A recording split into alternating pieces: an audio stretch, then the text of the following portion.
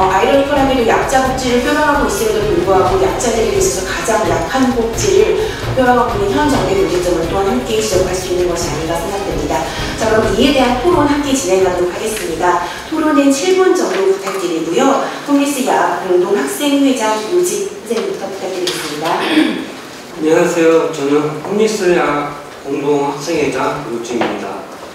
두 분의 발제문에 전적으로 동의하며 제 개인적인 경험과 수급자 집단회에서 나왔던 내용들을 중심으로 토론하겠습니다. 먼저 발제를 들으면서 수급비를 결정하는 기준 중위소득 인상률을 결정하는 과정이 불투명하고 일반적이라는 점에서 화가 났습니다. 원칙을 지키지도 않으면서 회의록도 공개하지 않는다니 상식적으로 이해하기 힘듭니다. 1인 가구 기준으로 올해는 7만 원이 올랐고 내년에는 5만 원이 오를 예정입니다. 정부에서는 역대 최대라고 자아자찬하지만 저는 한 달에 15만 원에서 20만 원 정도의 적자를 생활합니다.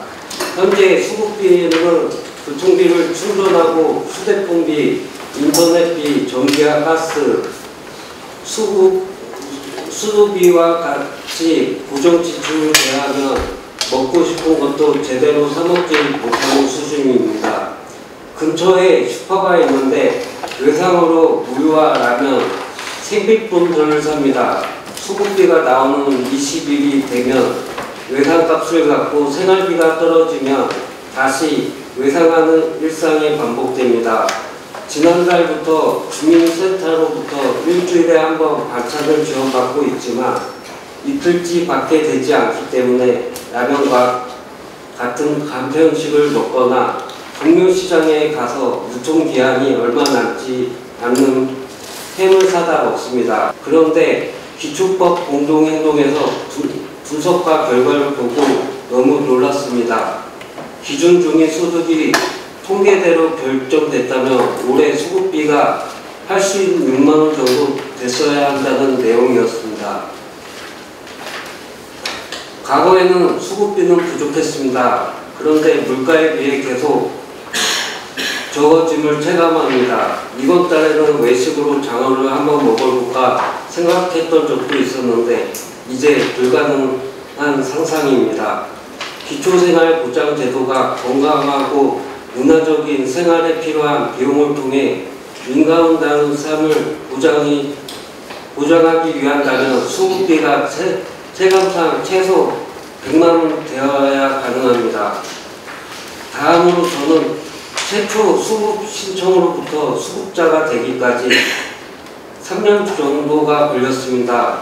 부양 의무자 기준 때문이었습니다. 당시 아버지의 소득이 500원 초과에 탈락했다는 통지서를 받아 보고 처참했습니다.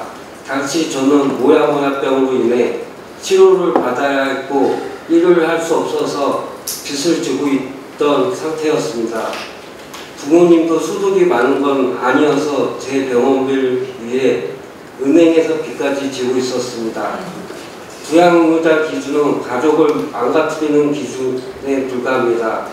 그래서 1841의 강화문 농성을 통해 부양의무자 기준 완전 폐지 약속을 받았었는데 여전히 폐지되지 않았습니다. 그때 저와 같은 사람들이 여전히 있다고 생각하면 절망스러울 뿐입니다. 한시빨리 부양 의무자 기준이 완전히 폐지되어야 합니다. 조건부 수급을 폐지해야 한다는 의견을 적극 동의합니다. 현재 저는 아니지만 조건 수급자로 인해 문제를 겪고 있는 사람들이 많습니다. 실제 일을 하고 싶어도 대기자가 많아서 일을 할 수 없거나 일을 할 수 없는데 일을 해야 한다고 해서 수급에서 탈락되는 사람들을 주변에서 봅니다. 객관적이지도 않은 근로 능력 평가를 통해 서가 아니라 수급자가 선택할 수 있어야 합니다. 왜 선택할 수 없습니까? 더불어 지금은 지역을 이사할 경우 일자리를 잃게 됩니다. 어떤 일자리가 이사를 간다고 일자리를 잃게 됩니까? 말도 안 됩니다. 연속적으로 일할 수 있게 해야 합니다. 마지막으로 의료급여 계약안은 반드시 철회되어야 합니다. 저는 산적 특례로 인해 본인 부담금 면제 대상자입니다. 하지만 1년에 한 번 혈액검사나 CT, MRI 촬영을 해야 하는데 비급여입니다. 비용이 부담돼서 매년 받지도 못하고 있습니다. 또 당뇨로 인한 소모성 재료들 역시 비급여입니다. 정부에서는 맨날 선출하고 나중에 받을 수 있다고 하는데 모두가 환급받을 수 있는 게 아닙니다. 환급받을 수 있을지 없을지 모릅니다. 무엇보다 당장 선지출할 비용이 없는 문제라는 걸 정부는 똑똑히 알아야 합니다. 또 의료급여 수급자들 입원 무료라고 이야기합니다. 자료떼서 보십시오.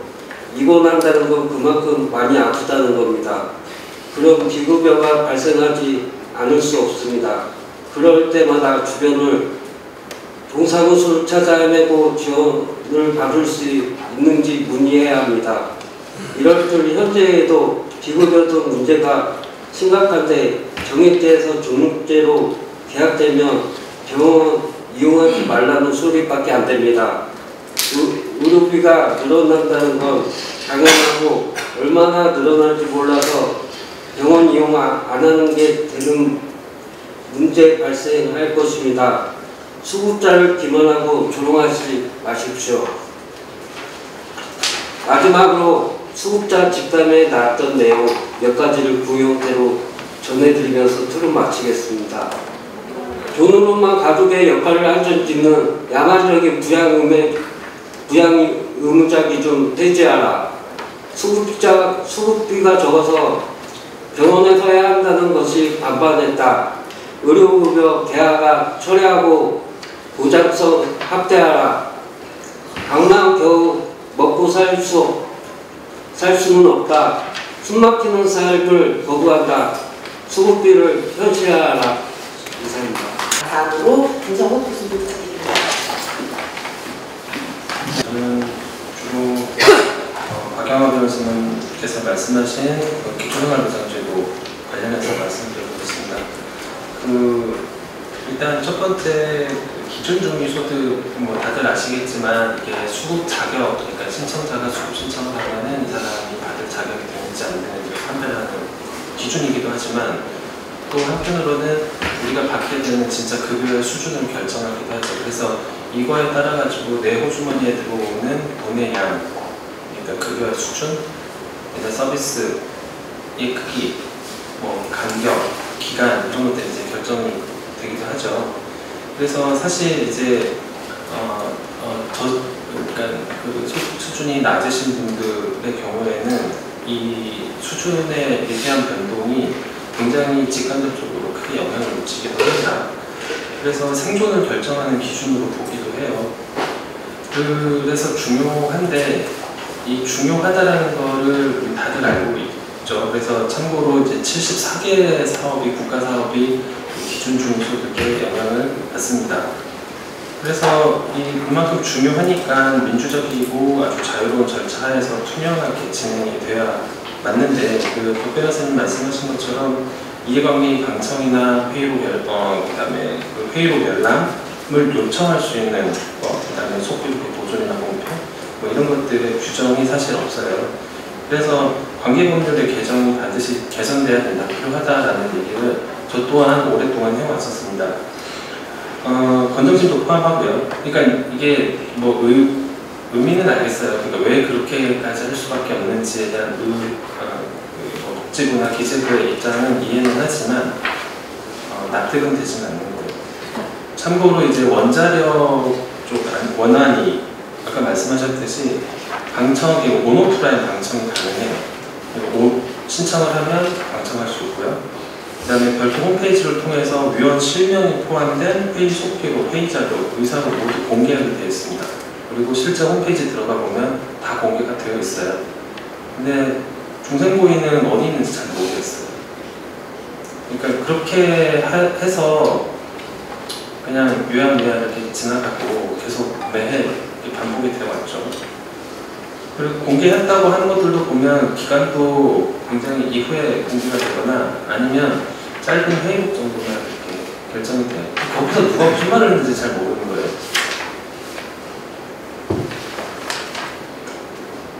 정보공개 청구를 하더라도 이제 공개를 안 하시죠. 그럼 여러 가지 이유를 붙여가지고 안 하세요. 이제 그다음 두 번째로는 그 기준 중위 소득이랑 소득 인정 기준 불일치 문제인데 사실 이게 논란이 될 수 있는 얘기긴 하지만 오늘 한번 말씀드려보고 싶었어요. 이게 뭐냐면 우리가 이제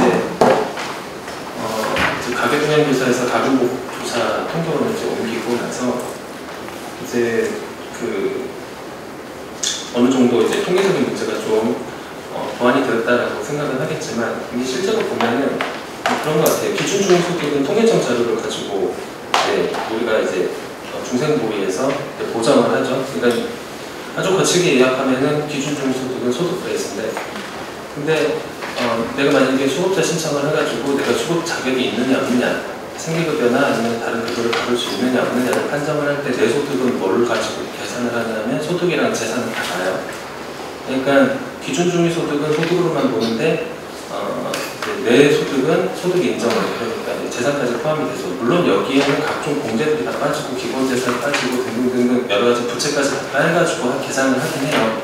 그러니까 여기 토론문에도 썼지만 누가 더 유리하냐 불리하냐 이 문제를 떠나가지고 한쪽은 가계동향조사, 가금복 데이터를 활용을 해가지고 일정 정도 보정한 소득 베이스의 기준 중위 소득을 쓰고, 또 신청자는 그 기준 중위 소득에 몇 %에 맞는지 없는지 아닌지를 재산이 포함된 소득 인증을 가지고 계산을 그걸 가지고 비교를 하는 거예요.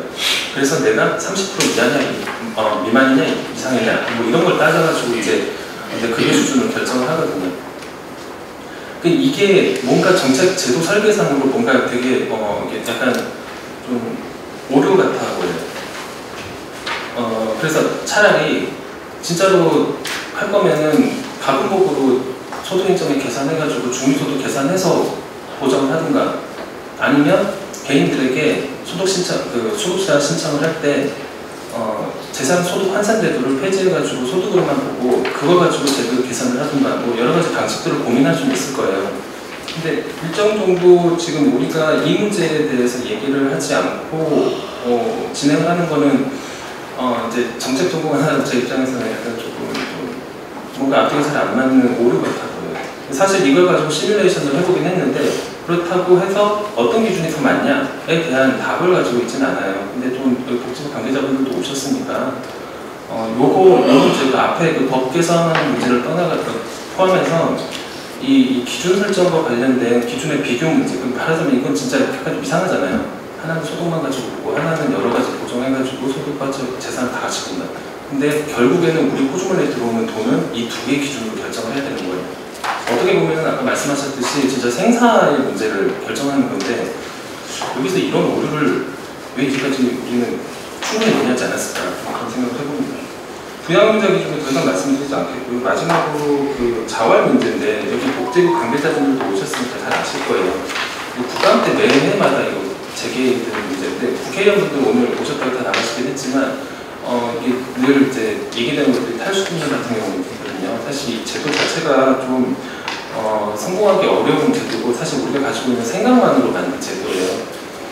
그래서 현실이 잘 반영이 안 되고, 아까 말씀하셨듯이 그 근로능력 기준과 관련된 문제도 사실 좀 넌센스긴 합니다.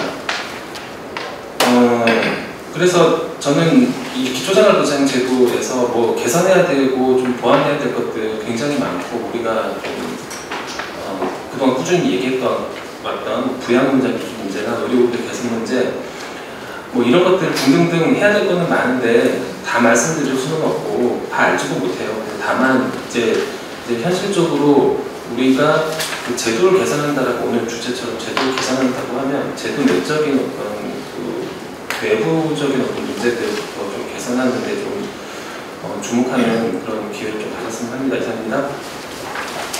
지난 정부의 통계 조작이라는 문제, 정치적 이슈가 굉장히 화제가 됐고 아직도 그 문제가 이어지고 있거든요.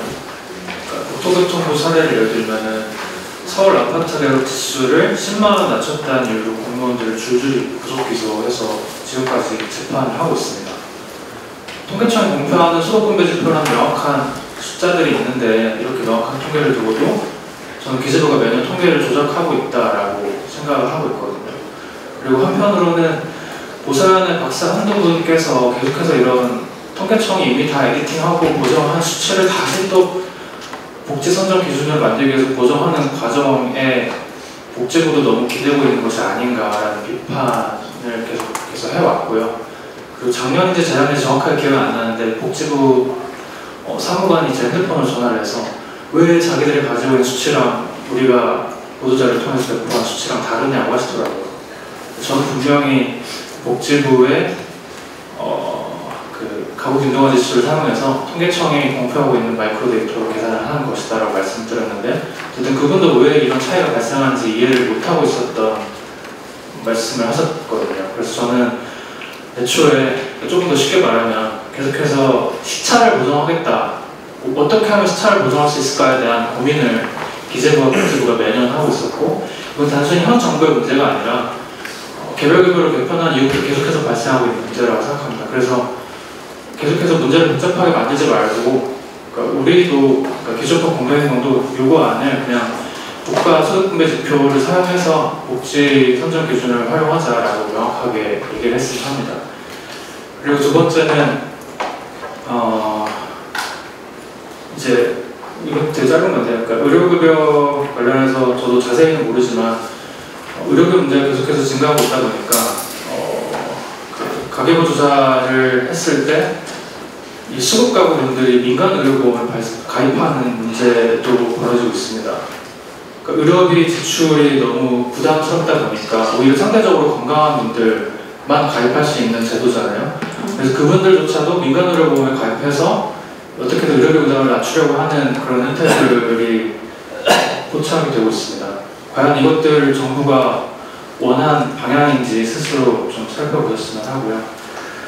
그리고 제가 준비한 자료는 97페이지, 98페이지, 99페이지에 연달아 나오는 표 그래프만 보셔도 충분할 것 같습니다. 주거급여 예산이 개별급여로 분리된 이후에 좀 가파르게 증가했습니다. 2019년에서 2020년에 좀 삭감된 게 예외적이긴 한데 이때는 부양자 기준 폐지에 따른 수급가구 증가폭을 국토부가 잘못 예측하는 바람에 2020년 살짝 줄었지만 어쨌든 계속해서 증가하고 있습니다. 하지만 아까 박영하 변호사님께서 소개해주셨던 주거급여 수급자 수가 200만이 넘는다라는 건 사실 허수입니다. 실제로 급여를 지급하는 수급가구 수는 2022년 말 기준으로 137만 가구 정도 되는 것으로 나왔고 2023년에는 오히려 처음으로 줄었습니다. 130만 가구로 줄었습니다. 그러니까 이렇게 사실 이게 가장 큰 문제거든요. 그러니까 국토부, 그러니까 생계급여도 마찬가지인데 중앙정부에서는 어쨌든 지방정부에 이 예산을 교부하고 나서 그 예산이 얼마나 어떻게 정확히 집행되고 있는지를 제대로 파악하지 못하고 있는 것으로 저는 알고 있습니다. 그래서 이렇게 예산을 계속해서 늘리고 있지만 실제로 급여가 지급된 수급가구 수가 어느 정도인지를 정확하게 파악할 필요가 있다는 걸 제가 설명드리고 싶었고요. 그래서 기준적인 소득 지금 48% 이하로 주거급여가 세팅되어 있는데 그 목표치는 50%까지 올리겠다라고 어쨌든 그 계획 안에 들어있긴 합니다. 하지만 기준적인 소득 49% 이하로 하든 50% 이하로 하든 수급가구 수의 변화는 크지 않거든요. 저는 그래서 내년에라도 당장 50%를 올려야 한다라고 생각하고 있습니다. 그리고 의료급여의 과소비 문제에 관련해서 정부가 좀 굉장히 적극적으로 정책을 내고 있다고 아까도 말씀해 주셨는데 주거급여에도 과소비를 제한하는 되게 이상한 장치가 있습니다. 그러니까 주거급여는 현금 형태로 지급되는 급여이긴 하지만 현금성 현물급여입니다. 근데 하지만 국토교통부는 지금 소비 수준이 아니라 소득 수준에 연동하는 그 과소비 제한 장치를 두고 있거든요. 그래서 특히나 이게 자가가구의 수완유지급여에서는 굉장히 큰 비용 차이가 발생하게 됩니다.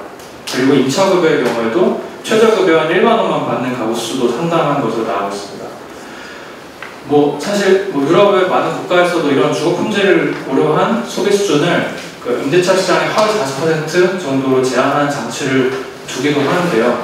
제가 그 분석한 결과에 따르면 지금 2, 3인 가구 기준임대료가 서울에서 충족되는 경우는 하위 2% 수준밖에 안 된다라는 것으로 나오고 있습니다. 그러니까 이러한 우려가 계속해서 있었죠. 한국의 임대차 제도가 굉장히 미비한 상태에서 이런 주거급여 제도가 확장되기 시작했고, 그러한 점들을 목표교통도 고려하면서 여태까지 급여를 제한적으로만 인상해왔습니다. 2025년도 인상폭이 1만 원에 그칩니다. 하지만 그로 인해서 여전히 급여 수준이 너무 낮다라는 문제도 해결되지 않고 있고요. 일반 가구 수 대비 주거급여 소득 가구 수가 한 6% 정도로 추정되는데, 이렇게 하위 2%에 해당하는 가구는 주거비 지원을 받으면서도 계속해서 가장 열악한 집에 살아야 하는지에 대해서 좀 이런 문제도 좀 개선이 필요하다고 생각하고요. 그 다음에 마지막으로 주거급여 제도가 점점 사회복지 영역을, 그러니까 전체적으로 사회복지 영역을 이탈하는 문제에 대해서도 좀 고민을 해봐야 된다고 생각합니다. 그렇다고 해서 주거급여 제도 주택정책 영역에서 중요한 요소로 고려되는 것도 아니거든요. 그러니까 대표적으로 전달체계가 계속해서 분리되고 있고, LH가 주택조사라는 것들을 수락해서 수행하고 있지만 굉장히 형해화되어 있고, 계속해서 별도의 전달체계를 쌓아가는 방식, 그로 인해서 공공의 책임이 계속해서 줄어드는 방식에 대해서 우리가 너무 간과하고 있는 것은 아닌지 우리 스스로도 좀 돌아봐야 된다고 생각하고요. 작년 토론에서도 말했지만 가장 엽기적인 형태가 주택조사 결과라는 것이 수백만 가구를 대상으로 수행한 주택조사 결과라는 것이 있음에도 불구하고 민간 주거복지센터들이 하는 가장 중요한 업무가 주거급여를 받는 열악한 거처에 거주하는 가구를 발굴하게 되는 현실이라는 점이 여전히 곳곳에서 개선되지 않고 있다. 심지어 그 대상자들을 발굴한 후에도 민간임대주택을 활용하는 전세임대주택 중심으로 연계하면서 다시 말씀드리지만 공공의 책임이 점점 작아지고 있는 현실에 대해서 좀 강력하게 문제제기를 해야 된다고 생각하고 있고요. 특히 이런 주거비 지원 제도가 대부분의 유럽 국가에서는 이제 신자유주의 이후에 수축하는 복지국가 내지 사회국가의 책임을 회피하는 수단으로 사실상 활용되어 왔습니다. 더군다나 임대차 시장에 대한 규제까지 완화하면서 이렇게 사회국가의 책임을 회피하는 수단이 오히려 공공의 재정의 부담을 계속해서 키우게 되는 그런 악순환이 반복되고 있는데, 한국은 아직까지 적극적인 사회국가, 그러니까 큰 사회국가의 길을 밟아본 적이 없기 때문에 그러한 서구 사회의 부작용 같은 것들을 미리 예습할 기회가 있기 때문에 지금이라도 임대차 제도를 강화하는 그런 논의 과정에서 주거비정 제도에 대한 논의가 함께 이루어진다고 생각합니다. 네, 감사합니다. 기초생활보장 제도는 우리 사회의 최후의 사회 안전망입니다. 그렇지만 엄격한 수급 기준 그리고 낮은 보장성은 수급 그것이 권리로서 기능하는 것을 제약하는 것에 그치는 것이 아니고 빈곤층의 생존권을 위협하는 지경에 이르렀습니다. 이번 토론회에서는 기초생활보장제도가 촘촘하고 견고한 사회 안전망으로 기능하기 위해서 시급히 그리고 반드시 해결해야 하는 문제는 무엇이며 그 문제를 해결하기 위한 방향성은 어떻게 이루어져야 하는가에 대한 내용으로 구성되었습니다. 네, 오늘 복지부에서 두 분의 상관님 오셨는데요. 먼저 구체적인 답변 말씀해 주실 수 있을 것 같습니다. 먼저 이지연 상관님 부탁드리겠습니다. 생계급여 중심으로 제 토론에서는 여러 발제자분 그리고 토론자분께서 말씀 주신 포인트들에 대해서 조금 이제 저희 의견을 드리도록 하겠습니다. 크게 5가지로 나누어 말씀드리고자 하는데요. 첫째, 기준 중위 소득 관련, 둘째, 부양 의무자 기준 관련, 세 번째, 재산 기준 관련, 네 번째, 조건부 수급 폐지 관련, 다섯 번째가 중생부의 운영에 관련된 것으로 좀 말씀을 드리겠습니다. 먼저 기준 중위 소득 관련인데요. 저희 기초생활보장법에서 내년 중앙생활보장위원회에서 내년도 기준중위 소득을 심의에 의결토록 하고 있고, 그에 따라 금년도에 7월에 내년 기준중위 소득의 증가율을 결정한 바 있습니다. 이때 이 증가율이 일부 조정된 것에 대해서 여러 발제자분과 토론자분께서 말씀을 주셨는데요. 이는 저희가 금년도 그리고 내년도 소비자 물가 상승률이 일부 안정될 것으로 예상되는 점분을 감안하여서 조율을 한 부분입니다. 이렇게 조정이 된 배경은 여러 발제자분들 말씀을 해주신 바와 같이 21년도에 이제 통계원을 가계 동향 조사에서 가계 흥용 복지 조사로 변경하는 그런 과정에서 이제 END 방식이 산정 방식을 현재 운영하고 있는데, 이때 이 END에 어떤 것을 적용할지에 대한 단서 조항으로서 경기 변동 등에 따라 이 증가율의 이제 학령 평균치를 그대로 이제 기계적으로 적용하는 것이 아니라 일부 과다 혹은 과소 추계를 방지하기 위해서 증가율을 보정할 수 있다는 단서 조항이 있었던 것에 따라서 저희가 이렇게 진행을 하고 있습니다. 이제 현 산정 방식은 이제 계속 이렇게 하는 것이 아니라 말씀 주신 바와 같이 26년도 기준 중위소득을 만들 때까지 즉 내년도 중생부에서 마지막으로 활용하는 것이고 이후에 이 가금복 중위소득과의 격차를 줄일 수 있는 방안에 좀 더 나은 산정 방식을 만들고자 저희가 전문가 그리고 중생부 위원님들과 지속적으로 검토할 예정입니다. 두 번째는 부양의무자 관련인데요. 사각지대 발생의 가장 큰 원인으로 꼽혀왔던 것이 사실이고 또 이 문제 제기에 대응하여 지속적으로 기준이 완화되어 오고 있습니다. 2021년 10월에 기준이 아주 대폭 완화되어서 현재는 이제 생계급여의 경우 예외적으로 부양의무자가 연 소득 1억 원 또는 일반 재산 9억 원 초과하는 분에게 대해서만 생계급여 대상자에서 제외를 하고 있고 또 이도 그냥 바로 기계적으로 탈락하는 것이 아니라 23년도에 이제 저희가 지침을 개정해서 반드시 이런 부양의무자 기준 때문에 탈락이 우려되는 부분들은 지방생활보전위원회에서 별도 심의를 받도록 하고 있어서 안타까운 탈락자가 계속 감소하고 있는 추세이긴 합니다. 2021년도에 이 기준으로 2,151명이 이제 탈락을 했는데 작년도 2023년에는 115분으로 이제 많이 줄어들었고요. 또 이마저도 내년도에는 예외 기준을 좀 더 완화해서 이제 연소득 1.3억 원 또는 일반 재산 12억 원 초과인 분들에게만 예외를 적용하는 것으로 좀 더 완화할 예정입니다. 이에서 멈추는 것이 아니라 저희가 앞으로의 아젠다 검토 시에 이 부양의무자 기준을 더 완화 혹은 폐지하는 부분들을 면밀하게 검토를 하겠다는 말씀을 드립니다. 세 번째는 이제 재산 기준인데요. 앞서 이제 김성호 교수님께서 말씀해주신 산정 기준 중위 소득을 정할 때에는 소득만을 보는 것과 실제로 이분의 소득 인정이다 계산할 때에는 재산을 같이 보는 그런 이중적인 부분에 대해 문제 제기를 주셨습니다. 이것에 대해서 좀 답변을 드리자면 우선 저희가 기초생활보장법 3조 급여의 기본 원칙에서 수급자가 자신의 생활의 유지, 향상을 위해서 그의 소득, 재산, 근로능력 등을 활용하여 최대한 노력하는 것을 전제로 보충 발전시키는 것이 기본 원칙이라고 정하고 있습니다. 그래서 이제 재산을 반영해서 이런 산정 기준을 정하는 부분에 대해서는 그런 법을 반영하고 있는 반면 저희가 이제 중위소득이라는 걸 결정해서 몇 퍼센트를 결정할 때는 이 모든 국민분들께서 가진 이 재산을 저희 제도의 그 각종 환산이라든가 공제 방식들을 반영해서 그거를 반영하는 어떤 중위소득을 좀 만드는 것은 일부 현실적인 한계가 있어서 이런 부분을 운용하고 있는 것이 아닐까라는 생각이 아까 토론 말씀을 듣고 들었습니다. 저희가 어쨌든 이제 부동산 가치의 상승이라던가 이런 재산 가격 상승이 현실적으로 좀 반영이 될 수 있도록 노력을 하고 있는데요. 이제 최근에 이제 수급자 선정 시 활용하는 지역 부분을 이제 3급지에서 4급지 이제 주거급여와 맞춰서 개편한 부분도 있고 또 기본 재산 공제액을 상향 조정하고 또 이제 주거용 재산의 한도액 역시 상향 조정한 부분이 있습니다. 이런 부분에서 그칠 것이 아니라 이제 앞으로 저희 제3차 기초생활보장 종합계획이라는 금년도를 이제 스타팅 이어를 해가지고 3년간 지금 추진을 할 예정인데요. 거기에 이제 주거용 재산 소득 환산율을 추가적으로 인하하는 부분 역시 추진할 예정이고 또 이제 기본 재산 공제액이라든가 주거용 재산 한도액의 상향 역시 좀 검토할 예정이라는 말씀을 드립니다. 다음은 조건부 수급 관련인데요. 조건부 수급은 사실 저희 보건복지부 내에서 기초생활보장과가 아니라 이제 여과의 자기 지원과에서 담당하고 있는 업무이지만 우선 그래도 이제 많은 토론자분들께서 말씀을 주셔가지고 저희 토론 내용에 포함을 시키겠습니다. 저희 역시 이제 국민기초생활법 법안 본문법 원인으로 들어가보면 저희 1조 목적의 취지가 생활이 어려운 분들이 필요한 급여를 실시해서 최저 생활을 보장하고 자활을 돕는 것을 목적으로 한다라고 이제 1조에서 얘기하고 있습니다.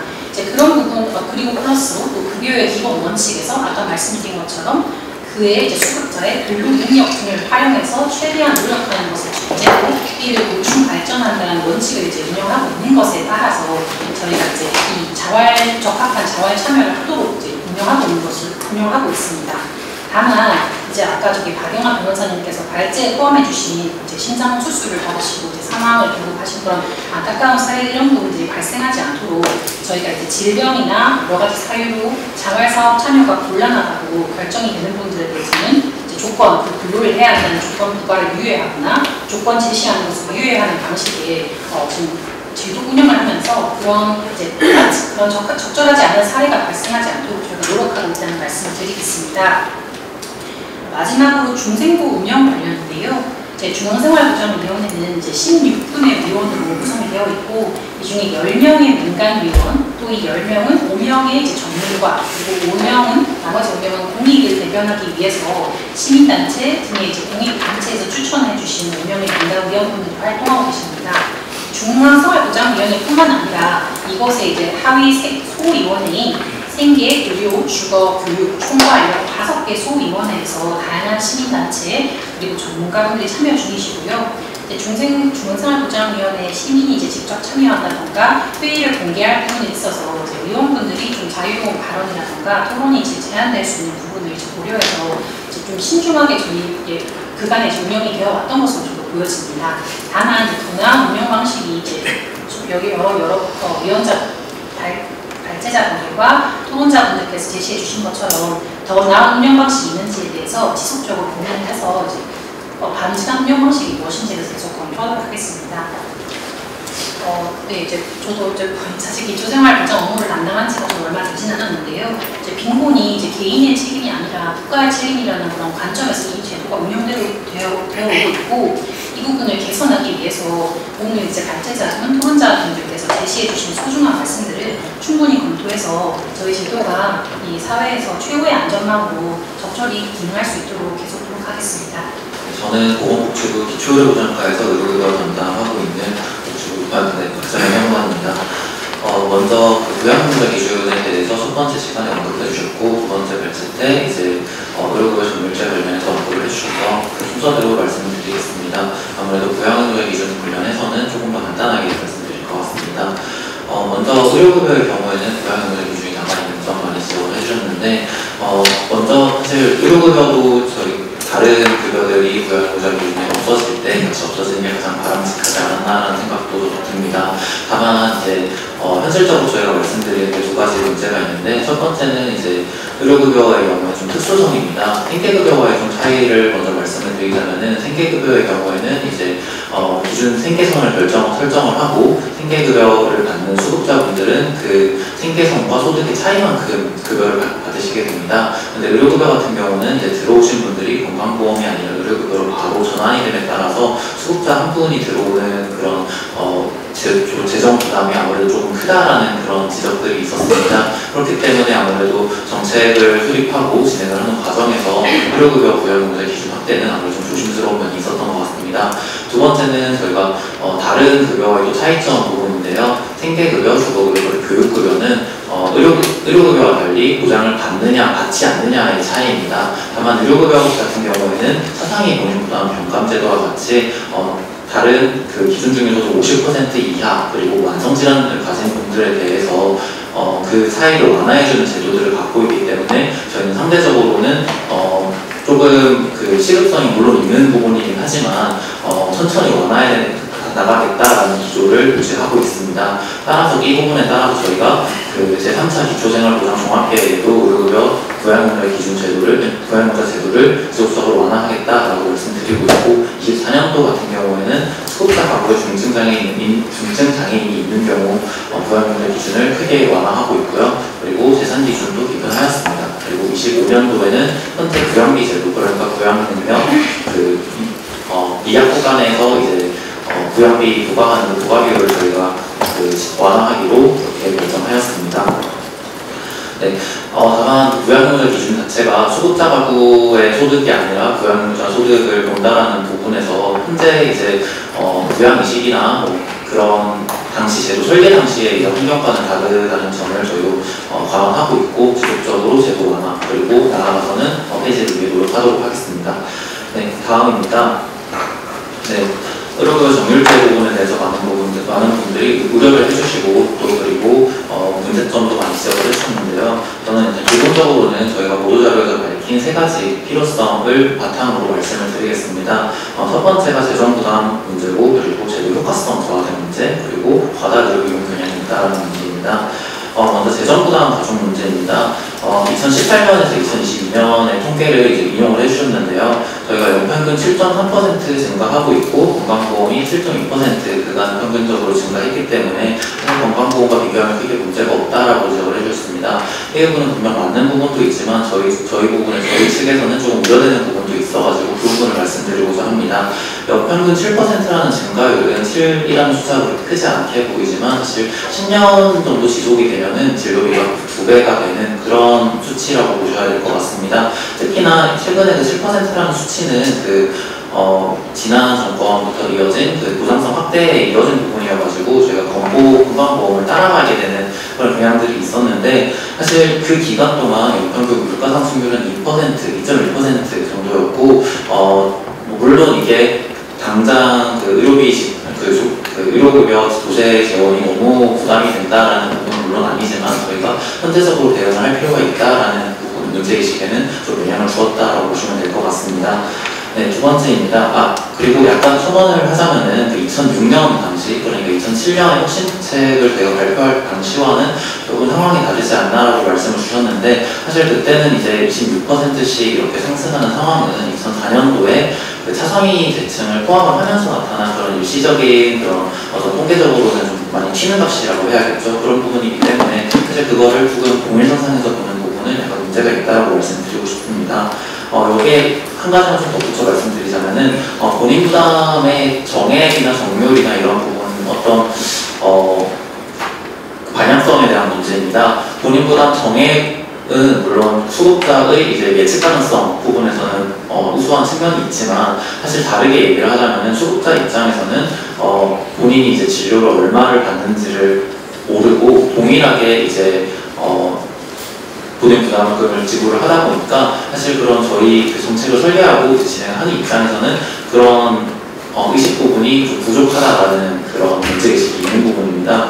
그렇기 때문에 저희가 정률제를 추진하는 이유가 한 가지가 있고, 또 두 번째로는 이제 정액제라는 것 자체가 제도라는 게 한 번 설정하고 좀 그런 정보 유연성을 많이 갖기 마련입니다. 그래서 저희가 2007년에 정액제로 설정을 하고 이후에 계속해서 이제 1,000원부터 2,000원까지의 부담이 유지가 되고 있는데, 이 부분에 있어서 저희가 정률제로 변경해야 된다는 사실 논의는 이번에 처음 나온 게 아니라 지속적으로 논의가 나오고 있었고, 저희가 이번에 제도를 개편을 하면서 좀 더 생명력을 가지고 지속 가능한 제도로 변경하는 그런 부분이라고 이해해 주시면 감사할 것 같습니다.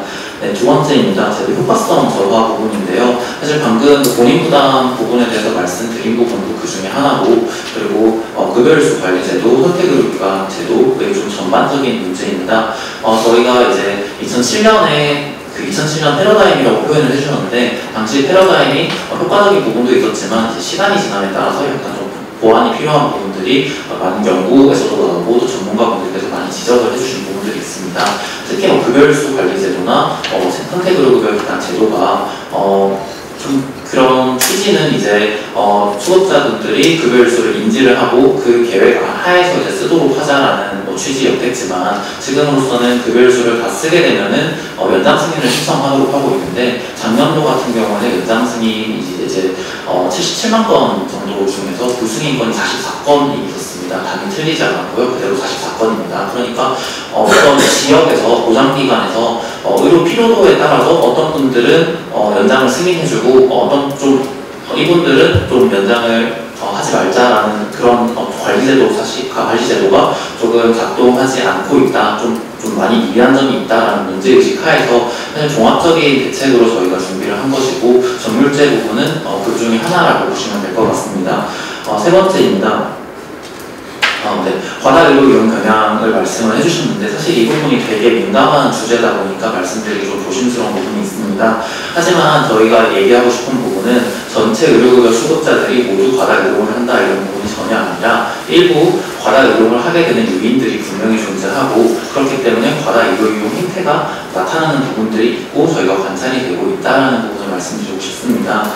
조금 극단적인 사례이긴 하지만 작년도에 그 의료급여 수급자 중에 가장 외래를 많이 이용하신 분은 1,871회를 이용하셨습니다. 근데 건강보험 가입자 중에서는 이제 가장 큰 횟수가 997회인데요. 사실 건강보험 가입자가 이제 전 국민의 97%로 훨씬 많다는 점을 생각을 해보면은, 이런 행태 부분에서는 좀 과다의료 이용이 가능한 그런 제도적인 편견이 있다라고만 좀 이해를 해주시면 감사할 것 같습니다. 그리고 이제 수급자분들의 그런 만성질환이나 뭐 중증도라든가 연령 등의 요인들 때문에 1대1 비교가 좀 어렵다고 말씀하신 부분 공감을 하고, 저희도 그런 부분을 고려한 관련 연구에서 그런 좀 의료급여 수급자분들이 그래도 20% 정도 많이 이용한다는 연구가 있는데, 이 부분도 저희가 받아들이기에는 의료급여 수급자들이 전부 다 20%를 쓰는구나가 아니라 그런 영향들 때문에 일부 많이 이용하시는 분들이 그런 통계를 수치를 견인하는구나라고 인지를 하고 있습니다. 그렇기 때문에 저희 제도 개선 방향은 전체 수급자의 부담을 증가시키는 방향이 아니라 일부 수급자분들이 그런 유인에 따라서 계속 이용을 하지 않으시도록 조금 제도적인 어떤 유인 체계를 약간 바꾸는 방향이라고 생각을 해주시면 감사하겠습니다. 그렇기 때문에 저희가 건강생활 유지비를 이번에 9,000원에서 12,000원으로 인상을 한 것도 같은 맥락으로 그분들이 일단 전체적인 본인부담 수준 자체가 조금씩 오를 수밖에 없기 때문에 이분들이 본인부담금으로 사용할 수 있도록 건강생활 유지비를 좀 올렸다라고 보시면 될 것 같습니다. 마찬가지 맥락에서 본인부담 보상 상한제 그리고 본인부담 면제제도도 저희가 현행과 동일하게 유지할 예정으로 본인부담 면제자의 경우에는 이제 산정품매자나 임산부 그리고 18세 미만 미성년자분들이 해당이 되시는데 이외에도 있습니다. 네, 해당이 되시는데 이분들의 경우에는 이번 본인부담 인상에 영향을 받지 않는다. 또는 정밀제 개편에 영향을 받지 않는다라고 말씀드리겠습니다. 네, 그리고 이제 계속해서 지적해주신 부분들이 어떤 패러다임의 변화를 많이 제안을 해주셨습니다. 이제 미충족 의료를 좀 보완할 필요가 있고 수급자의 건강 상태를 좀 더 본질적으로 개선할 문제가 필요가 있다라고 말씀해 주셨습니다. 저희도 이제 어떤 수급자의 건강이 가장 본질적인 목표고 최종적인 목표라는 점에 공감하고 있고, 그런 방향 하에 이번 제3차 기초생활종합계획 그리고 그 과정에서 수립된 의료급여 기본계획에도 저희가 그런 방향으로 함께 논의를 하였습니다. 그래서 저희가 되게 중점적으로 좀 사용할 수 있는 정책 수단으로서 사례관리 제도가 있는데요. 사실 의료급여 사례관리 제도가 좀 아픈 손가락입니다. 왜냐하면 03년에 저희가 처음에 도입을 할 때는 그런 건강관리라던가 의료 이용 전반에 대해서 저희가 좀 어떤 모니터링과 함께 뭐 상담이라든가 이런 부분들을 수행할 수 있을 것이라고 기대를 했는데 저희가 좀 지적을 해주신 것처럼 재정 지출 위주로 계속 제도들을 운영을 하다 보니까 의료급여 사례관리도 아무래도 수급자분들의 의료 이용에 보다 모니터링을 하는 식으로 운영이 되었습니다. 저희는 이 부분에 있어서 이제 급여일수나 선택의료급여 기관 관리 제도들을 전면적으로 개편을 하면서 의료급여 관리사 업무도 이제 좀 더 수급자의 건강관리 그리고 모니터링을 하는 부분에 있어서 조금 더 전환할 수 있지 않을까라고 기대를 하고 있습니다.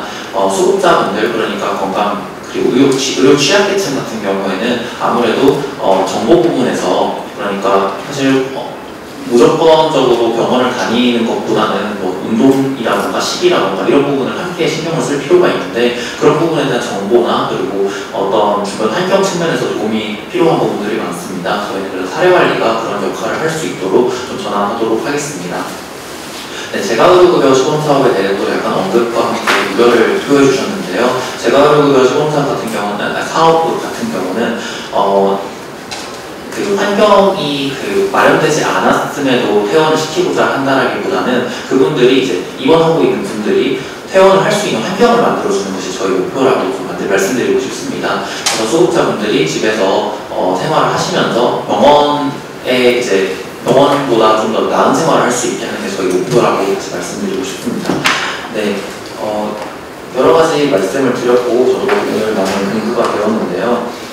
예를 들어서 수급자가 민감한 의료보험을 가입하는 문제라든가 이런 부분들은 저희도 아직까지 심각하게 고려를 하지 못한 문제여가지고 저희도 좀 더 알아보고 공부할 의인이 되었습니다. 특히 또 박영화 변호사님께서 발표 과정에서 그 약자 복지는 약자의 취약성을 고려한 복지여야 한다는 말이 좀 많이 와닿았는데 그런 부분을 고려한 정책 수립과 추진을 할 수 있도록 노력하도록 하겠습니다. 이상입니다. 감사합니다. 오늘 현장에도 많은 분들이 와 계시기 때문에 몇 분의 이야기를 좀 듣고 마무리하면서 두 분의 발제자 1분 정도 좀 정리하시는 시간이 있도록 하겠습니다. 오늘 참여해주신 분들 중에서 이런 제도에 대한 문제점 혹은 다양한 말씀 전해주실 분 있으시면 편하게 말씀 부탁드리겠습니다. 네, 말씀 부탁드립니다. 저는 서대문구에서 살고 있고요. 주민센터에 가가지고 이번에 조건부 수급을 신청했어요. 근데 조건부 신청했는데 위로보도는 해당이 사항이 안 된다고 못하겠어. 그래서 지역자한테 가가지고 그냥 상담했지만도 안 되고, 그래서 제가 눈이 안 좋아요. 수술 받으려고 안과에 갔더니 그것도 10만 원 정도 들어간다고 그러더라고요. 너무 부담스러워서 해서 다음에 이번에 안 된다 가지고 가서 선생님하고 가서 센터에 얘기해가지고 지금 위로가 다 받고 있어요.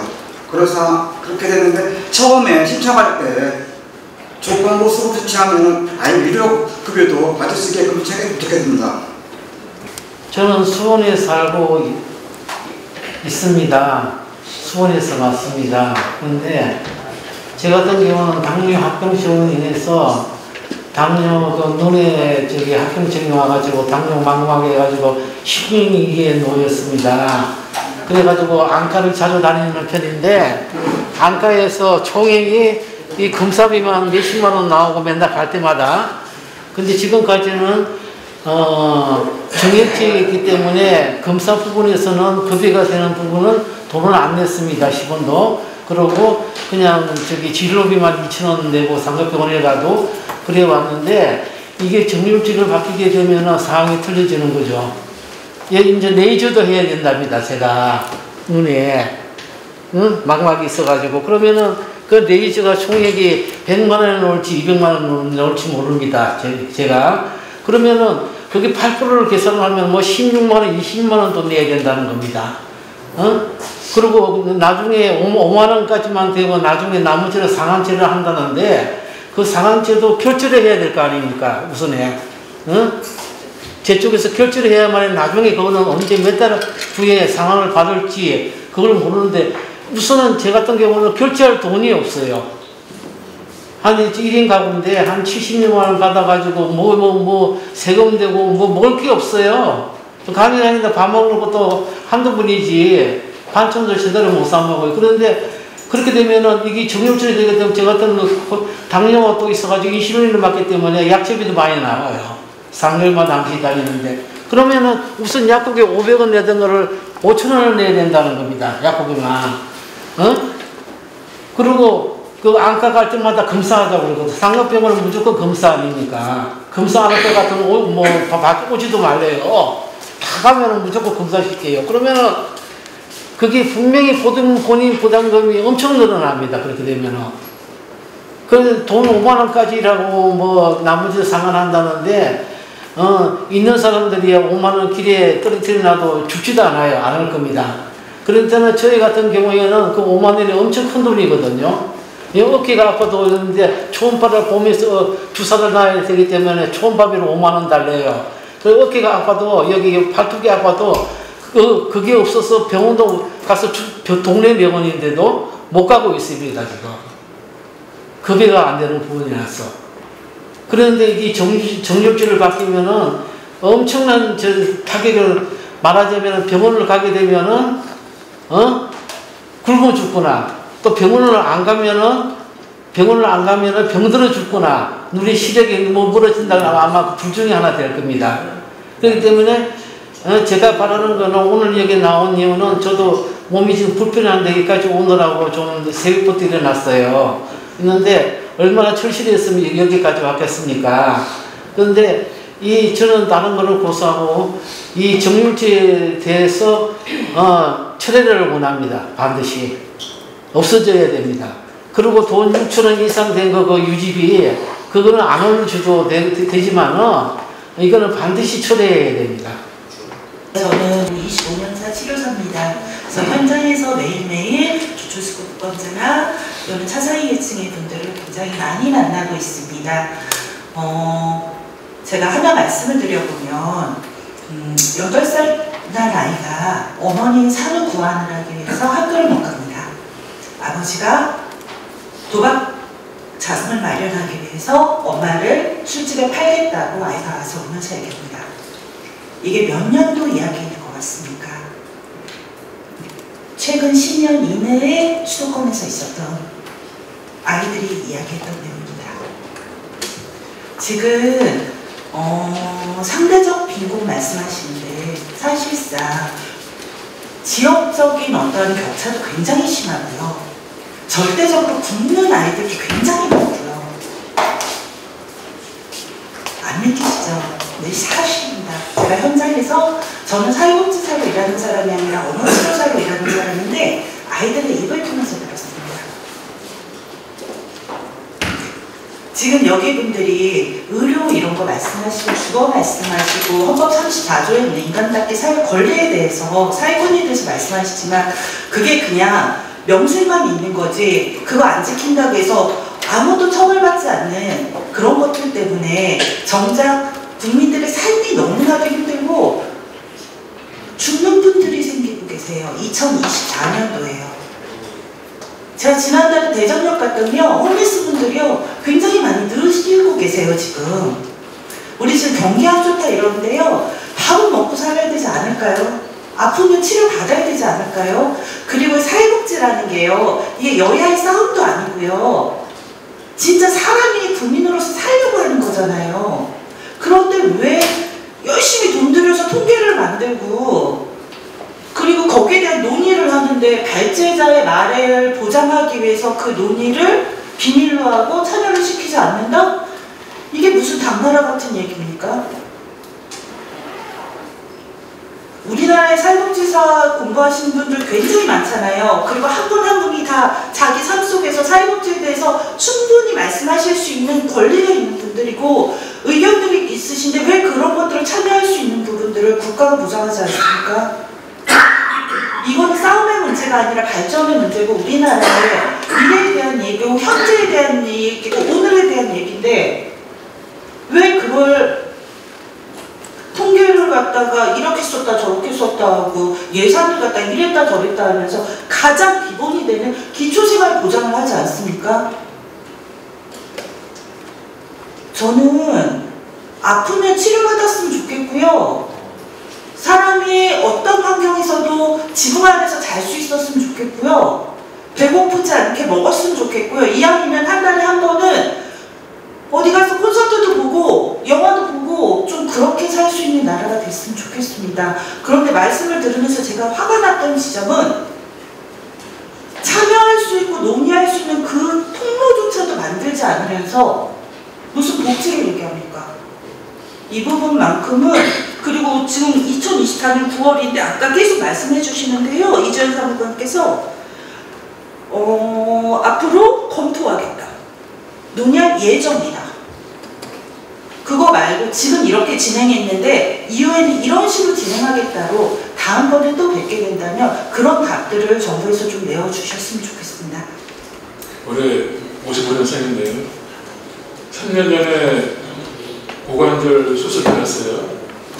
인공관절을 지금 현재 사용하고 있는데, 근데 과거에는 인공관절을 넣었을 그거 이제 고관절 수술한 사람들 그게 이제 장애인 그게 나왔다 그러더라고요. 그런데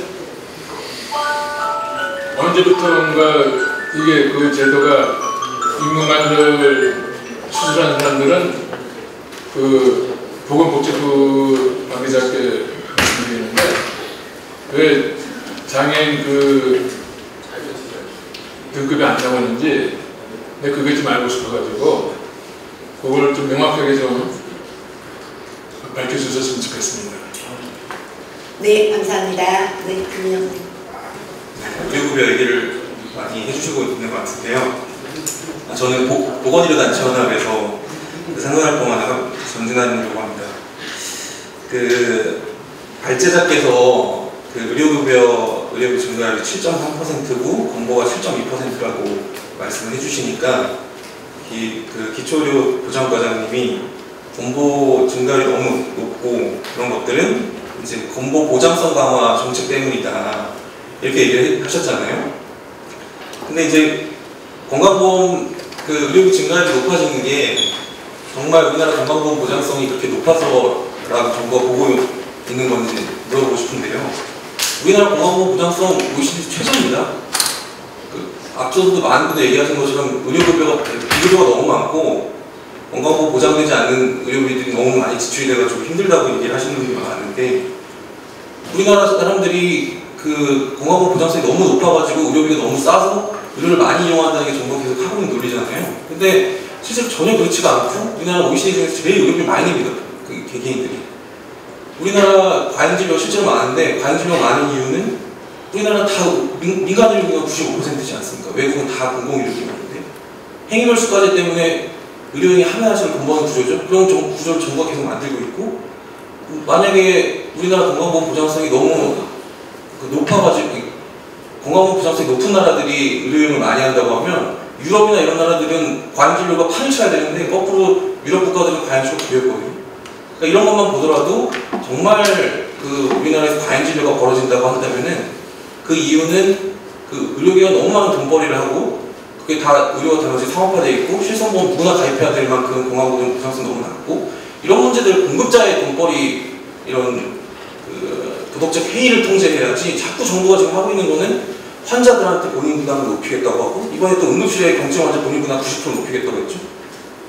뭐 의료 비용 많이 하면은 의료비 더 부담시키고, 의료 비용 적게 하면은 뭐 인센티브 주겠다고, 자꾸 이런 식으로 이런 사회보장제도를 무너뜨리고 있잖아요. 저는 이거의 한 큰 그 과정 속의 하나라고 봐요. 이 의료급여에 대한 그 정률제도. 실제로 의료급여는 과잉진료도 저는 별로 없을 거라고 봅니다. 거꾸로 과소진료가 너무 많고, 민간 의료기관에서는 의료급여 환자 거의 잘 받아주지도 않을 정도인데, 그리고 뭐 의료급여 환자들이 실손보험 얼마나 가입해야겠습니까? 만약에 저는 7.3% 증가율이라고 하는 게 이게 정말 미충족 의료를 충족시켜주는 거라고 한다면은 그거는 얼마든지 저는 10%, 20%가 높아져도 정부가 해야 되는 일이라고 생각을 하고요. 그게 만약에 정말 너무 높고 과잉 의료의 문제라고 하면은 그 과잉 의료가 어디서 발생하고 있고, 그런 것들이 의료기관에서 도덕적 해이 때문에 과잉 진료를 어떻게 하고 있는지, 그런 공급자들 통제해서 해결해야 될 문제지, 가난한 환자들 그 의료비를 높여가지고 재정을 절감하겠다는 건 전혀 안 맞다고 봅니다. 지금 정부가 돈이 없는 게 아니지 않습니까? 그 부자들한테 부자 감세를 엄청나게 해주면서 이런 식으로 가는 거는 전혀 해서는 안 되는 거라고 생각합니다. 네, 감사합니다. 몇 년 전부터 계속 말씀을 복지부에 드렸는데, 이 심의 의무화되었다라고 계속 얘기하시거든요. 그러니까 지정부의에서 부양의무자 기준 때문에 탈락하는 사람들 심의 반드시 하도록 하고 있다. 현장에서 전혀 지켜지지 않습니다. 심지어 취약가구, 노인가구라든지 장애인 가구조차 심의 의무화 전혀 되지 않고 있어요. 아까 말씀하셨던 부양의무자 기준 때문에 의료급여 못 받았다고 말씀하셨던 은평구 주민이셨죠? 은평구 주민, 서대문구 주민 같은 경우에도 그 금융정보 제공동의서를 미제출했다는 이유로 의료급여는 그냥 누락하고 신청을 받아버린 거예요, 아예. 근데 저분 아마 생계급여는 그때도 신청을 하셨거든요. 그때 금융정보 제공동의서 없이도 조회를 어느 정도 할 수가 있잖아요. 근데 부모님도 노인이시기 때문에 소득 아마 없을 겁니다. 기초연금 가구일 가능성이 커요. 사실 그 부양의무자 가구의 상황을 지금 모르기 때문에 말씀을 드릴 수는 없지만, 그런 가구일 것이 분명한데 의료급여 신청을 하지 않은 거죠. 그러니까 저는 이렇게 너무나 최소주의적으로 언제나 접근하는 현장의 상태에 대해서 개선을 하지 않고 발부를 계속 하겠다라고 얘기하는 게 저는 정말 좀 의아합니다. 발부를 하는 게 아니고 지금 여기 온 사람들에게도 너무나 최소주의적으로만 접근을 하기 때문에 분명히 신청할 수 있고, 그리고 실제 신청을 만약에 하면은 급여를 받을 수 있는 사람들을 계속 밀어내고 있거든요. 이를테면 그 건강보험 피부양자 자격으로 부양의무자가 등록해 놓은 경우 있잖아요. 이런 것만으로 단순하게 파악하지 말아라라는 것도 지침에 있습니다. 근데 전혀 안 지켜집니다.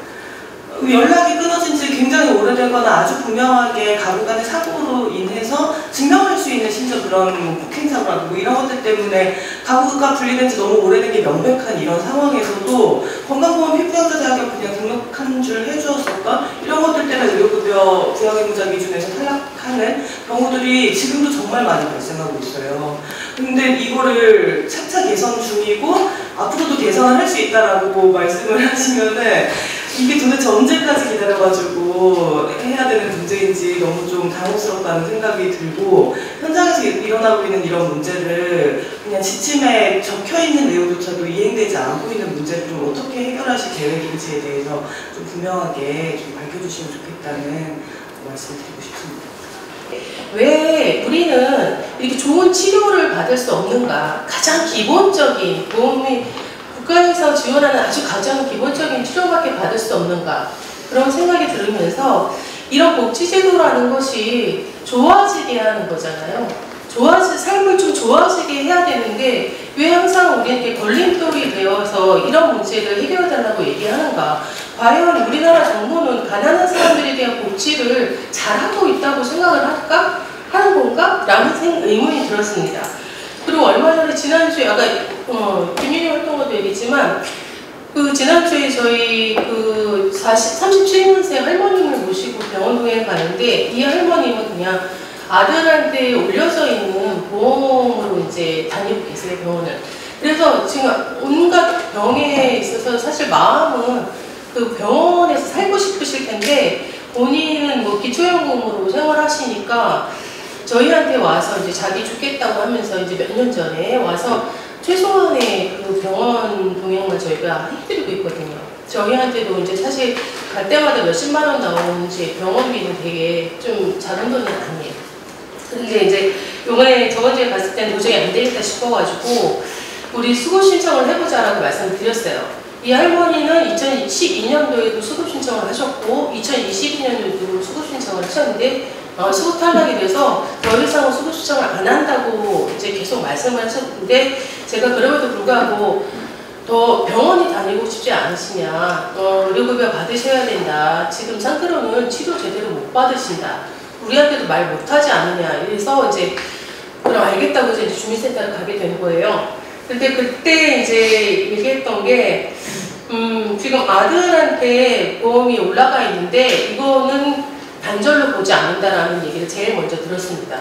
그래서 너무 되게 좀 난감하고 좀 기가 막혔고 제가 알기로 제가 안 이후 최소한 7년 넘게는 이 할머니는 어느 누구도 자식들하고도 소통을 하고 있지 않으세요. 그건 제가 분명히 확인할 수 있고 그럼에도 불구하고 단지 건강보험에 올라갔다는 이유만으로도 단절됐다고 보지 않는다.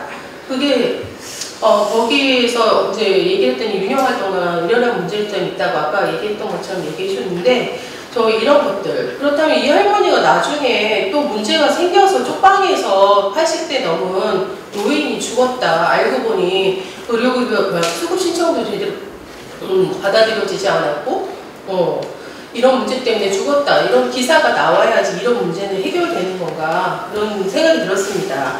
저희 주민분들은 정말 그 수급을 받는다는 거는 자신의 처지를 지금 비참한 처지를 확인하면서 죽지 못해 살고 있는 삶을 살고 있는 거라고 저는 생각을 해요.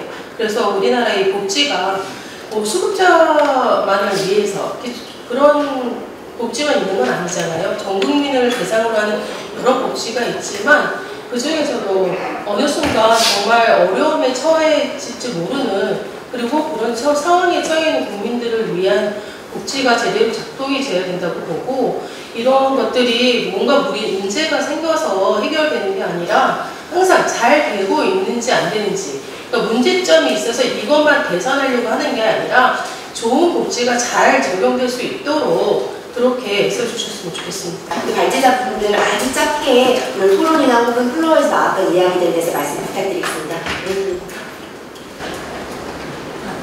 저 잠깐 지한 사무관님께서 말씀하신 내용 중에 좀 말씀드리고 싶은 게 있어서 저희 잠깐 드리겠습니다. 아까 말씀드린 기준적인 소득과 관련해서 이제 경기 변동과 관련된 사항들은 이제 증가율을 반영할 수 있도록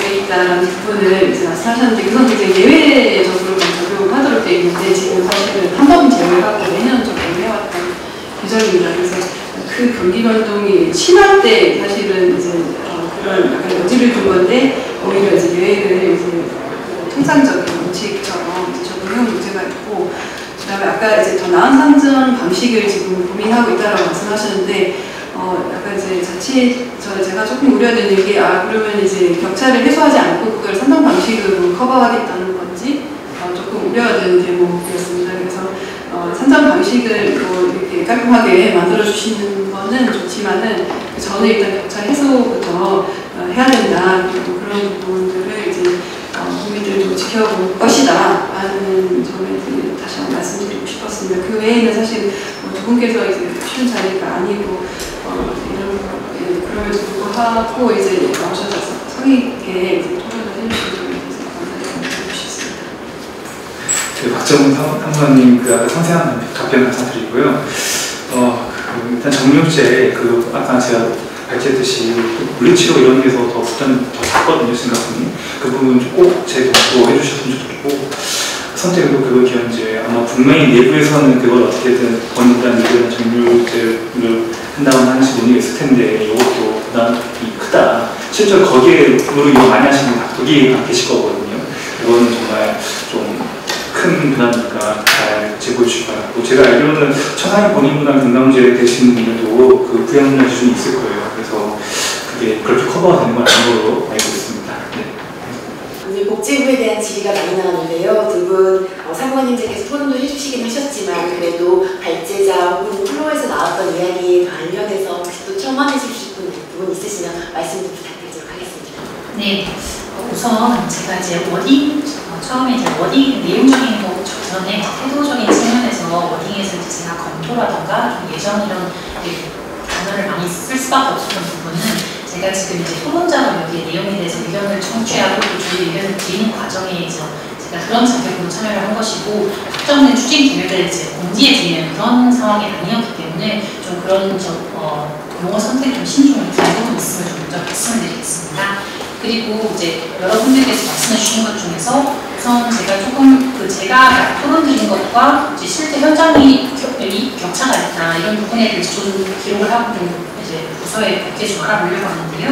이제 지생부가 반드시 그 부양행정 부분들에 대해서 예외 부양행정 기준으로 탈락하는 것에 대해서 지생부 심의를 반드시 거치도록 하고 또 단순히 그 피부양자 등록이 되어있던 이유만으로 부양행정자로 간주하지 않도록 하는 지침이 현장에서 충분히 이행되고 있지 못하다는 부분에 대해서 은밀히 지금 현장이 어떤지 확인해 보도록 하겠습니다. 그리고 박영환 변호사님께서 말씀해 주신 것처럼 경기 변동이 이제 심할 때에만 이제 증가율을 보정해야 하는데 그것이 오히려 매년 이제 한 해를 제외하고는 계속 반복되고 있는 측면에 대해서 이제 실질 경제 성장률이라든가 물가 상승률 이런 여러 경제 단추들이 어떤 해에는 사실 그것이 급격한 경기 변동이고 어떤 해에는 그렇지 않다라고 좀 가로자르지 정할 수 있는 부분이 좀 있는 것 같습니다.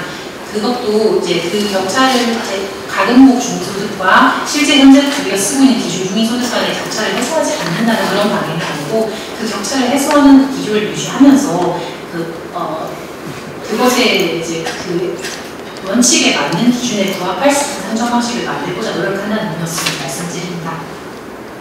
우선 그 부양행정 기준과 또 선정 기준 부분에 대해서는 발제자분들께서 많이 말씀해 주셨고 현장 기준들께서 말씀해 주셔서 저희가 지속적으로 개선할 수 있도록 노력하겠습니다. 그리고 저희의 급여 항목이나 비급여 항목에 대한 부분은 저희가 일단 건강보험과 같이 가고 있긴 하지만 좀 특수하게 필요한 부분에 대해서는 검토를 통해서 의료급여의 경우는 달리 정하는 부분들이 있습니다. 그래서 저희가 현장에서 나오는 얘기들 그리고 그 의견 주시는 부분들을 다 좀 잘 검토를 해서 반영할 수 있도록 지속적으로 하겠습니다.